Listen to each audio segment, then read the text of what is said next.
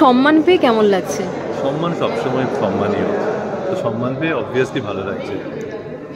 আর এই যে নন্দিনীদির যে একটা উদ্যোগ, যে সমাজে সবসময় দেখা যাচ্ছে মহিলাদেরকে নিয়ে একটা তাদেরকে একদম সামনে নিয়ে যাওয়ার লড়াই, সেখানে দাঁড়িয়ে নন্দিনীদি দীর্ঘদিন ধরে পুরুষদেরকে সমাজে তুলে আনার জন্য ওনার যে পুরুষদেরকে নিয়ে যে লড়াই, সেই লড়াইয়ের প্রতি নন্দিনীদিকে কি বলবেন?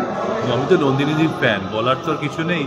যেটা করছেন অনেক পুরুষদের ক্ষেত্রে এটা উপকারই লাগে, কারণ আমরা তো কোথায় যেতে হয় সবটাই তো মহিলা কেন্দ্রিক। যদিও তুমি মহিলা, আমাকে হয়তো বকতেও পারো, তো মহিলা কেন্দ্রিক ব্যাপারটা, কিন্তু আমাদের যে ছোটোখাটো প্রবলেমগুলো বা যেগুলো ছোটোখাটো হতে হতে বড় আকার নেয়, তো সেইগুলো ডিসকাস করার জন্য নন্দিনীদির মতন একজন জাঁতরেল মহিলাই দরকার।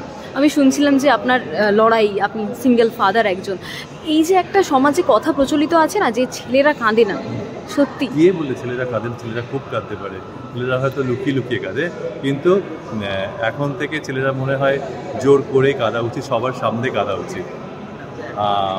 আমি আপনাকে আরেকজনকে পরিচয় করিয়ে দিচ্ছি। আমার জীবন নিয়ে একটা লেখা উনি লিখেছেন, শাশ্বতীদি এসো। শাশ্বতীদি আমার জীবন নিয়ে অনেক কিছু মানে গল্প ওনাকে আমি করেছি। উনি এবারে পুজো সংখ্যাতে শাশ্বতীদি লেখাই বেরিয়েছে আমার জীবনকে অনুপ্রাণিত হয়ে। গল্পটা সমস্তটা বলছি না যে একদম হুবহু একই রকম, বাট উনি সেটা তুলে ধরার চেষ্টা করেছেন। দিদির কাছে চলে যাচ্ছে একটু। এটা একটা মানে বলি, এইখানে বছর দুয়েক আগে যখন ও নিজের জীবন কথা বলছিল, খুব সুন্দর লাগছে। মনে হচ্ছে একটা মানে কি বলবো, সমুদ্র সৈকতে দাঁড়িয়ে এক বাবা দুটো হাত বাড়িয়ে দিয়ে দুটো ছেলেকে নিয়ে এগোচ্ছে, কিন্তু তার মধ্যেই যেন ওর কথা বলার মধ্যে এমন একটা টুইস্ট এলো, মানে টুইস্ট মানে মনে হলো না ঝড় ওঠালো। ওর জীবনটা কিভাবে চুরচুর হয়ে গেছিল, সেখান থেকে ও বেরিয়ে এসে যে সন্তানের এক্সপেক্টিং ছিল, সেই সন্তানকে ওর কাছে যখন আমি শুনছিলাম, সেই সন্তানকে প্রথম মানে স্ত্রী, তাকে ওর মাটি চাপা দিয়ে আসতে হলো, তারপরে নানা রকম কাস্টোডি। এবার সেই জায়গা থেকে ও বেরিয়ে এসে এতটা স্পিরিটেড, ও যেন একটা চ্যালেঞ্জ দিয়েছিল ভগবানের সাথে, আমাকে পিতা হতেই হবে। আমাকে এত হন্ট করেছিল, আমি এই টি ব্রেকে এসেই বলেছিলাম আপনি আমাকে আপনার গল্পটা বলবেন, আমি লিখবো। মানে গল্পটা তো আপনার জীবন কথা, ওটা তো গল্প নয়। যাই হোক, বললো আমারও খুব ইচ্ছে করে অক্ষর দিয়ে সাজানো থাক আমার এই এটা। এবার পুজো সংখ্যা সানন্দায় দু পশলা ভালোবাসাও নামে ওটা বেরিয়েছে, এবং সেটা আনন্দবাজার বইও করছে।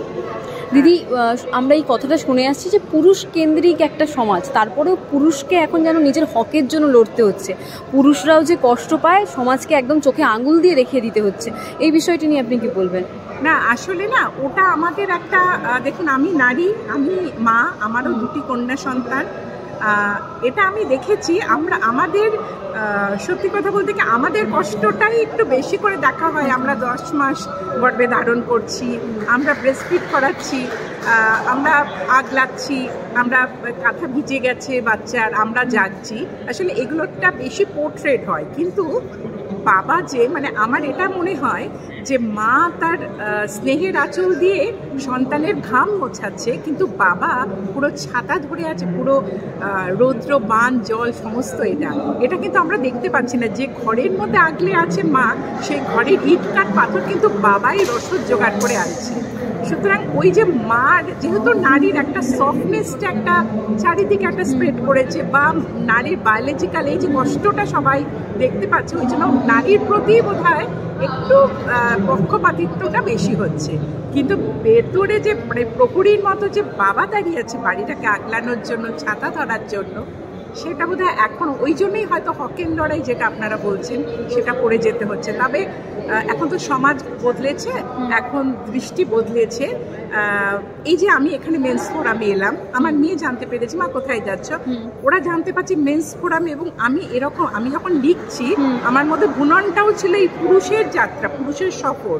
সুতরাং তার মধ্যেও স্প্রেড হচ্ছে, তারাও জানে যে পুরুষ equally they are fighting to মানে একটা ফ্যামিলির জন্য, একটা সংসারের জন্য। সুতরাং আস্তে আস্তে দিন বদল হচ্ছে। হয়তো এখনও সেইভাবে আমরা পুরুষের দিকে পুরোপুরি ব্যালেন্স 50-50 করতে পারিনি, কিন্তু দিন কিন্তু আসবে, এটুকু আমরা বলতে পারি। একবার দাদার সাথে কথা বলি। দাদা, একটা কথা প্রচলিত আছে না, যে যে রাঁধে সে চুলো বাঁধে, পুরুষরাও পারে। অফিস থেকে ফিরে আপনিও হয়তো জীবনের সংসার পুরো সামনে নিয়েছেন, সেই গল্প যদি একটু বলেন সংক্ষেপে। দেখো, অফিসে থাকলেও মাঝে মাঝে ফোন করতে হয়, খেলো কিনা, পড়লো কিনা, টিচার এসছে ঠিকঠাক করছে কিনা, আমাকে লাঠিও ধরতে হয়, মার্কসগুলো দেখতে হয়। না আমার বয়স এখনো হয়নি, তো বসছে কিনা সেটা দেখতে হয়। মাঝে মাঝে একটু দু এক ঘা দিতেও হয়। এটা আমি তো একটা পক্ষপাতী নেই, বাচ্চাদের মারবে না, ঠিক আছে মারবে না, কিন্তু মাঝে মাঝে একটু শাসন করতে হয়। শাসন অনুশাসন দুটোই দরকার আছে। তো সব দিক থেকেই চলছে। আবার কি করে ব্যালেন্স করছে? ব্যালেন্স হয়ে যায়। তার কেউ যদি সিঙ্গেল মাদার যদি হয়, তাকে তো এই প্রশ্নটা করা হয় না। তিনি মায়েরা যেমন করতে পারে, বাবারাও করতে পারে, বাড়িঘর দুটোই সামলাতে পারে, অসুবিধা কিছু নেই। হ্যাঁ, তাছাড়া তো আমার তো বাড়ির লোকজন তো আছে, এটা তো আমি অস্বীকার করতে পারি না, বন্ধু বান্ধব সবই আছে, ঠিক ম্যানেজ হয়ে যাবে। বাংলা হান্টের আরও খবর দেখতে নজর রাখুন। বাংলা খবর মানেই বাংলা হান্ট।